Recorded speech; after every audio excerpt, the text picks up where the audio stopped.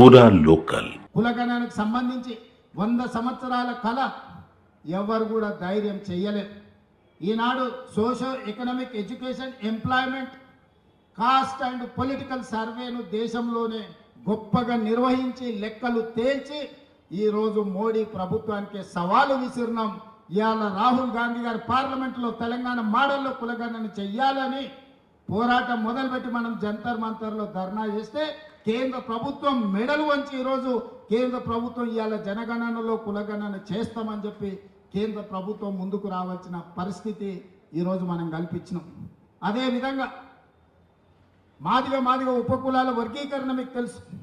30-35 సంవత్సరాల నుంచి పోరాటాలు చేస్తున్నారు వాళ్ళు. ఎంతోమంది అందులో ఎన్నో త్యాగాలు చేసి అలాంటి సమస్యకు శాశ్వత పరిష్కారం చూపించి ఈరోజు ఎస్సీ ఉపకులాల వర్గీకరణను దేశానికి ఆదర్శంగా ఉండేటట్టు ఈరోజు తెలంగాణ ప్రభుత్వము నిర్వహించి ఈరోజు మనం ముందుకు వెళ్తున్నాం. అందుకే మిత్రులారా, విద్యార్థులు కావచ్చు, నిరుద్యోగ యువకులు కావచ్చు, రైతులు కావచ్చు, అదేవిధంగా మహిళలు కావచ్చు, ఈరోజు రాష్ట్రంలో పెట్టుబడులు కావచ్చు, రాష్ట్రాన్ని అభివృద్ధి పదం వైపు నడిపించే తెలంగాణ రైజింగ్ 2047 విజన్ డాక్యుమెంట్ కావచ్చు, ఈరోజు దేశానికే తెలంగాణ రాష్ట్రాన్ని ఆదర్శంగా నిలబెట్టాలని అహర్నిశలు మేము ప్రయత్నం చేస్తున్నాం.